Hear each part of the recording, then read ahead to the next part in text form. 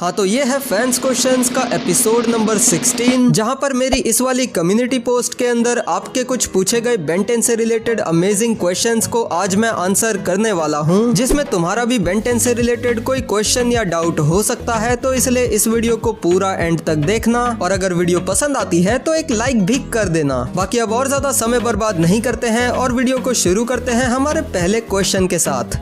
अगर फीडबैक बहुत ज्यादा एनर्जी को एब्जॉर्ब कर लेगा तो क्या उसका असर बेन की रियल फॉर्म पे पड़ेगा? तो देखो, फीडबैक के ज्यादा एनर्जी एब्जॉर्ब करने से बेन की नॉर्मल फॉर्म पर कोई असर पड़ेगा या नहीं, ये इस बात पे डिपेंड करता है कि बहुत ज्यादा एनर्जी एब्जॉर्ब करने से फीडबैक की बॉडी पर क्या असर पड़ेगा। मेरे कहने का मतलब है कि अगर बहुत ज्यादा एनर्जी एब्जॉर्ब करने के बाद भी फीडबैक की बॉडी को अगर कोई नुकसान नहीं पहुंचता, तो जब बेन नॉर्मल होगा तो उसकी नॉर्मल ह्यूमन बॉडी को भी कोई नुकसान नहीं पहुंचेगा। एग्जाम्पल के लिए तुम फीडबैक के एनाइलार के एक्सप्लोजन को एब्जॉर्ब करने वाले मोमेंट को ले सकते हो, जहां पर फीडबैक ने एक बिग बैंग के जितनी एनर्जी को थोड़ी देर तक होल्ड करके रखा था, और क्योंकि फीडबैक की बॉडी उतनी ज्यादा एनर्जी को भी झेल गई तो इसलिए बेन की बॉडी पर भी इसका कोई असर नहीं पड़ा। लेकिन हमने ऐसा भी देखा है कि जब बेन का कोई एलियन किसी सिचुएशन या फिर पर्टिकुलर फोर्सेस को नहीं झेल पाता है तो उसका डायरेक्ट असर हमें बेन की बॉडी पर भी देखने को मिलता है। और तो और हमने इसका ठीक उल्टा होते हुए भी देखा है। अल्टीमेट वाइल्डमट को आवाज क्यों दी गई? ऐसे ही सेक्सी लग रहा था। अगर बेन अपनी बॉडी बना लेगा तो क्या उसका असर उसके एलियंस पर पड़ेगा? अब देखो, इस सवाल का जवाब मैंने अपने पिछले फैंस क्वेश्चन के एपिसोड में दे रखा है, तो आप जाके वो देख सकते हो, लिंक डिस्क्रिप्शन और पिंड कमेंट में है। एलियंस के हंटर्स वर्सेस अल्टीमेट फॉर्म, कौन जीतेगा? तो अगर आप ये पूछना चाह रहे हो कि सारे प्रेडेटर्स वर्सेस सारे अल्टीमेट एलियंस की बैटल हो तो भला कौन जीतेगा, तो इस पे सिंपल सा आंसर है कि अल्टीमेट एलियंस ही जीतेंगे, क्योंकि वो पावर्स और नंबर्स के मामले में प्रेडेटर्स से थोड़े ज्यादा हैं। लेकिन अगर आप ये पूछना चाह रहे थे कि बेन के कौन से अल्टीमेट एलियंस अपने नेचुरल प्रेडेटर्स को हरा सकते हैं, तो चिंता मत करो, मैं इस पे एक डेडिकेटेड वीडियो बना दूंगा। एंड अब इस कमेंट का फाइनल क्वेश्चन ये बचा है कि क्या एलियन एक्स ब्लैक होल को क्रिएट कर सकता है? अरे हाँ भाई हाँ। जैसा कि हम सब जानते हैं कि वार्नर ब्रोस अभी बेन 10 की एक लाइव एक्शन मूवी बनाने पर काम कर रहा है, तो क्या बेन 10 की एक न्यू कार्टून सीरीज को बनाना वर्थ इट होगा? इस पे तुम्हारा क्या ओपिनियन है? तो देखो, मेरे ओपिनियन में ये बिल्कुल वर्थ इट है। अगर तुम्हें बेन 10 की एक लाइव एक्शन मूवी के साथ साथ बेन 10 की एक कार्टून सीरीज भी मिल रही है तो भला कौन ही मना करेगा। और मैं तो कहता हूँ कि बेन 10 की लाइव एक्शन मूवी के साथ साथ वार्नर ब्रोस को बेन 10 की कार्टून सीरीज पर भी काम करना चाहिए, क्योंकि बेन 10 की लाइव एक्शन मूवी का अभी ज्यादा भरोसा नहीं किया जा सकता। अभी हमें उसके एक्टर्स के बारे में नहीं पता, उसे डायरेक्ट कौन करेगा ये भी नहीं पता, कौन सा वीएफएक्स स्टूडियो उसका वीएफएक्स संभालेगा ये भी नहीं पता, और आखिरकार ये मूवी कब तक बन के तैयार होगी, या फिर बीच में ही कैंसिल हो जाएगी, या फिर बन के कैंसिल हो जाएगी ये भी नहीं पता। और अगर ऐसा मान के चले कि बेन 10 की ये लाइव एक्शन मूवी लोगों को पसंद नहीं आती, या फिर ये पैसे कमाने में फेल हो जाती है, तब भी बेन 10 जिंदा रहेगा बेन 10 की न्यू सीरीज के बदौलत। क्योंकि बेन 10 लाइव एक्शन में तो ये हग सकते हैं, लेकिन कार्टून सीरीज में इनके हगने के चांसेस बहुत कम है, क्योंकि ये पहले ही बेन 10 ओमनिवर्स में काफी सारी गलतियां कर चुके हैं, जिन्हें अगर इन्होंने न्यू सीरीज के अंदर फिक्स कर लिया तो फिर न्यू बेन 10 सीरीज को सुपर डुपर हिट होने से कोई भी नहीं रोक सकता। लेकिन अभी अगर वार्नर ब्रोस सिर्फ बेन 10 लाइव एक्शन मूवी के ऊपर काम कर रहे हैं तो ये सच में चिंता वाली बात है, क्योंकि अगर वो मूवी अच्छा प्रॉफिट जनरेट करके नहीं दे पाई तो फिर बेन 10 की अगली मूवी तो क्या, बेन 10 की न्यू सीरीज भी नहीं बनेगी। इसलिए दुआ करो कि वार्नर ब्रोस बेन 10 की लाइव एक्शन मूवी के साथ साथ बेन 10 की न्यू एनिमेटेड सीरीज पर भी काम कर रहे हो।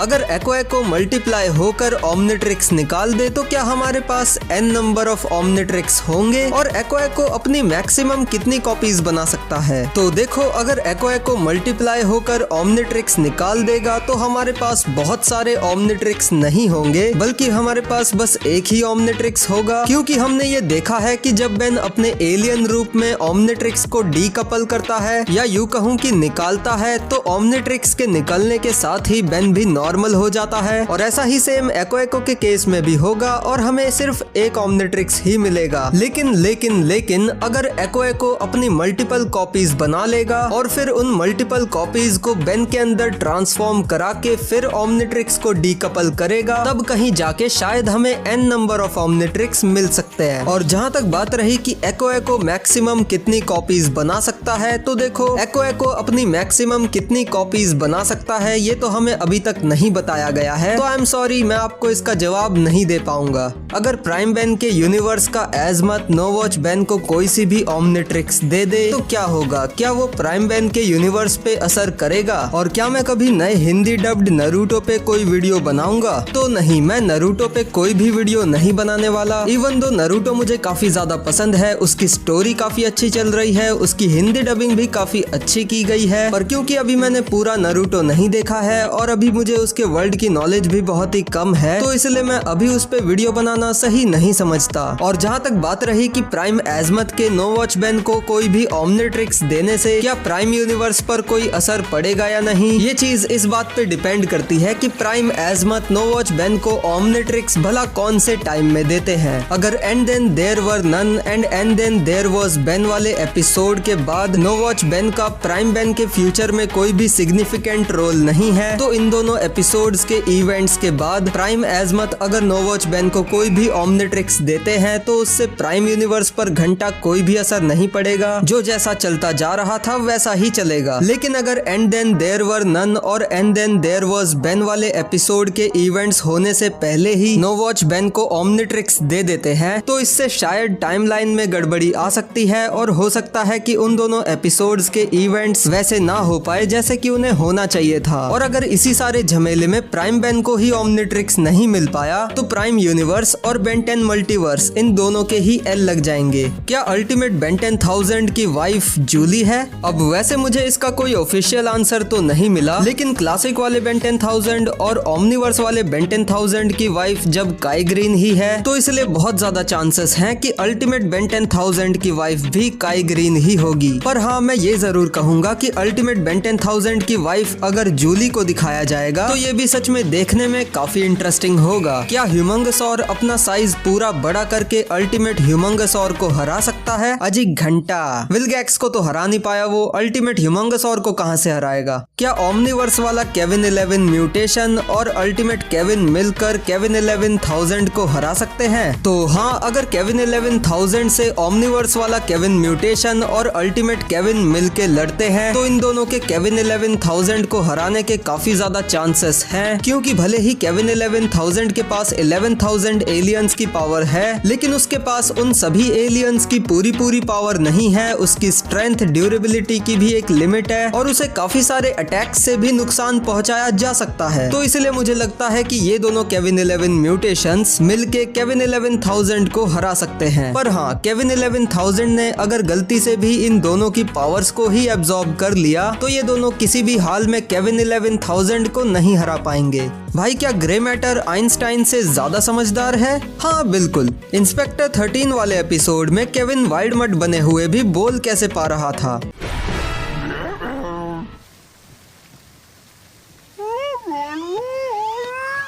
हाँ, ये उतना ज्यादा क्लियर तो नहीं है, लेकिन समझ में तो आ ही जाता है कि केविन ने यहाँ पे बोला क्या है। अब वाइल्डमट को इस एपिसोड में बोलते हुए क्यों दिखाया गया है, इसका कोई ऑफिशियल आंसर तो मुझे नहीं मिला, पर मुझे ऐसा लगता है कि वाइल्डमट को यहाँ पे बोलता हुआ सिर्फ एक जोक के तौर पर दिखाया गया है, क्योंकि इस सीन में यहाँ पर केविन वाइल्डमट बना हुआ है और उस रूप में भी वो अपनी कार का अफसोस कैसे जताता है, ये देखना सच में काफी फनी है। पर अगर मजाक से हट के बात करें तो इससे हमें ये भी पता चलता है कि इंस्पेक्टर 13 एक लौता ऐसा एपिसोड है जिसमें हमें वाइल्डमट को एक्चुअली थोड़ा बहुत बोलते हुए दिखाया गया है। अब नहीं, मैं इसमें गोस्ट फ्रीक्ड आउट एपिसोड को नहीं गिन रहा, क्योंकि उसमें भी वाइल्डमट बोलता तो है, लेकिन वो बेन के ड्रीम में बोलता है, असलियत में नहीं। फास्ट ट्रैक के अल्टीमेट एलियन होने के बावजूद वो एक्सेलरेट से कम स्ट्रॉन्ग क्यों है? अबे सवाल ही गलत है तुम्हारा। देखो, फास्ट ट्रैक ना तो एक अल्टीमेट एलियन है और ना ही वो एक्सेलरेट से कम स्ट्रॉन्ग है, ठीक है? चलो भाई।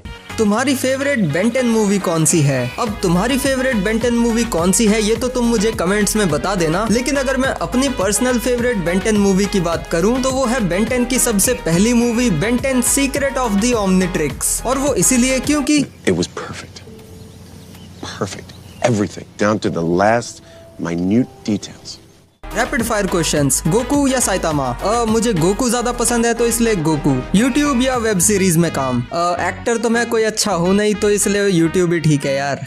एनिमे या मार्वल। अब मार्वल वैसे मुझे बहुत पसंद है और मैंने मार्वल को बहुत ज्यादा फॉलो किया है, लेकिन मुझे एनिमे में ज्यादा वैरायटी मिलेगी तो इसलिए एनिमे। और फाइनल वाला रैपिड फायर ये है कि जो मैंने अभी अभी चुना वो वर्सेस बेन 10, यानी anime versus Ben 10। Of course यार, तुम सबको पता है कि मैं क्या चुनूंगा, भाई मेरा पूरा चैनल ही इस पे बना हुआ है। सीधी सी बात है कि मैं चुनूंगा एनिमे, बेन 10। बेन 10 चुनूंगा मैं। एनिमे वैनिमे सुन लिया क्या तुमने? अबे तुम्हारी भैंस की टांग। एनीवेज, इन क्वेश्चंस के अलावा भी और भी कई सारे क्वेश्चंस थे जिन्हें मैं इस वीडियो के अंदर नहीं ले पाया, तो उसके लिए मैं तहे दिल से आपसे माफी चाहता हूं और आपसे ये रिक्वेस्ट भी करता हूं कि आपके जो भी बेन 10 से रिलेटेड क्वेश्चंस या डाउट्स थे उन्हें आप मुझे दोबारा से कमेंट्स में लिख के जरूर बताएं। और अगर मुझे आपका क्वेश्चन अच्छा लगा तो मैं उसे फैंस क्वेश्चन के अगले एपिसोड में आंसर करने की पूरी कोशिश करूंगा। पर फिलहाल के लिए अगर आपको ये वीडियो पसंद आया है तो इस वीडियो को लाइक कर देना और चैनल को भी सब्सक्राइब करके बेल आइकन दबा देना ऐसी ही और भी मजेदार वीडियोस देखने के लिए। मुझे ट्विटर और इंस्टाग्राम पे भी फॉलो कर सकते हो, लिंक मैंने डिस्क्रिप्शन में दे दिया है। और बाकी तो अगर आप मेरे चैनल पर पहली बार आए हो तो मैं आपको अपनी ये वाली वीडियोस रेकमेंड करता हूँ, इन्हें जरूर देखना।